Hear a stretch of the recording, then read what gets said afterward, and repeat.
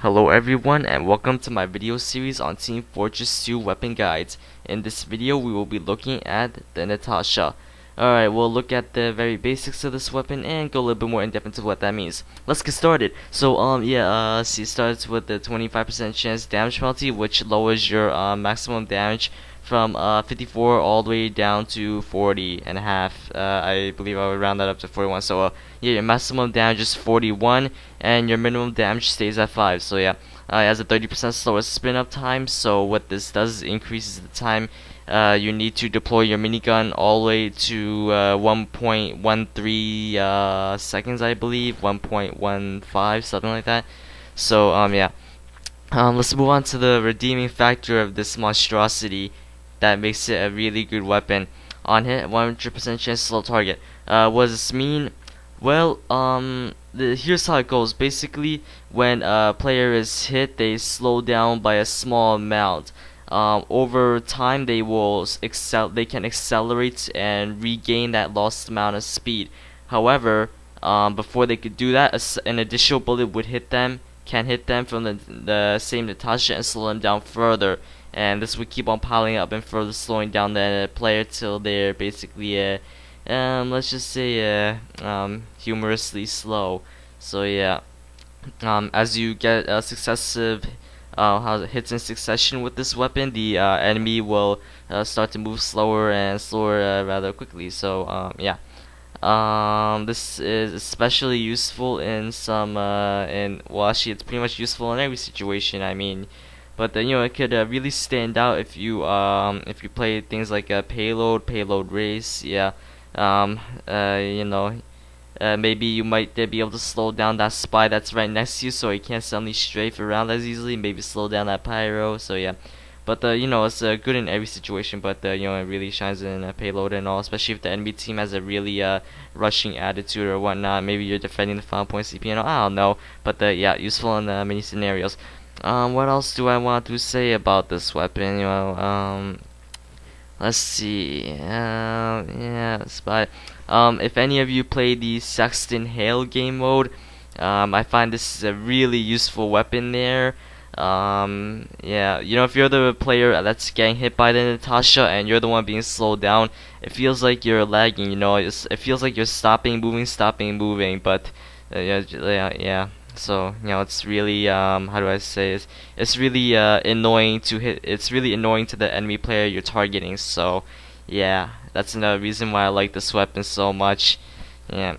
Like I said, if you ever play Saxon Hale, I think this is a really good weapon against him. Really slows him down, especially if you spot him coming in from a distance, or if there's a lot of action, just slow him down in general. Yeah. Who knows? Maybe your teammates would be willing to stand by you and defend you for once. No, but seriously, I find it really useful in the Saxon Hale and all. Yeah. I believe this weapon is also capable of slowing down cloaked and or invisible spies. So, yeah, that's a plus side, I suppose. What else do I want to say? Many times I would actually like to use this weapon over the default minigun. As you know, the 25% damage penalty, I'm usually not really going. There are times when, as a heavy, I'm not necessarily going for kills. I just want to go with suppression, and this weapon does that very, very well. And of course, the 30% slow spin up time, I just gotta be a little bit more cautious and also um, you know. It's a great suppression weapon, provided that you have a decent amount of support covering your flanks and all. So yeah, it's great.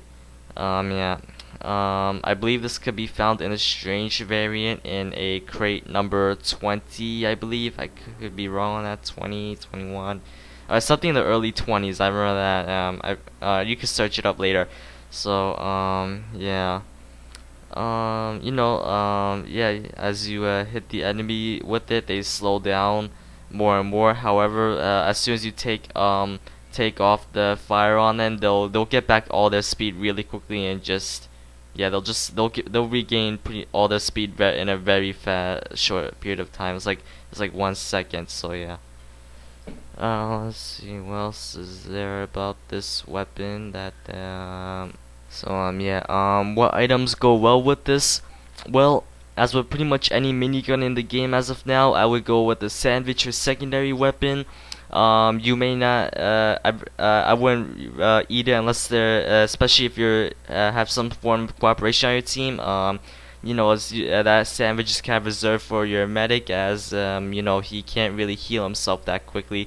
So a sandwich. When your medic is healing you in the event he's injured and you have a free second, you just take some time, center it nicely on the plate, and then slam it into the floor right next to him or whatnot. And of course, with the melee weapon, as with pretty much any loadout, I would like to use the gloves of running urgently, as I find that taking mini crits, getting caught off guard once in a while, is well worth the speed boost to move pretty much at the speed of a spy. So yeah, that's see, that's all I want to say about this site. So yeah, I think that's all I want to say. If you're that heavy that just wants to slow down the enemy team, not necessarily trying to get the kill, not necessarily a killer, just playing for the team there. It's a great weapon. Assuming you could compensate for the 30% slower spare time, it's a great weapon, and as the other penalty with the damage is not that bad. So yeah, you'll provide a lot more support for a team if you're that kind of a player with this weapon. Is what I like to think. So yeah. Well, I hope you enjoyed this video, or at least found it somewhat entertaining, or at least got something out of it. If not, I am sorry. But yeah, I'd appreciate if you to subscribe, like, leave a comment, suggestions. Maybe not so much, but yeah, like the video maybe, and yeah, I suppose I will talk to y'all later. See ya.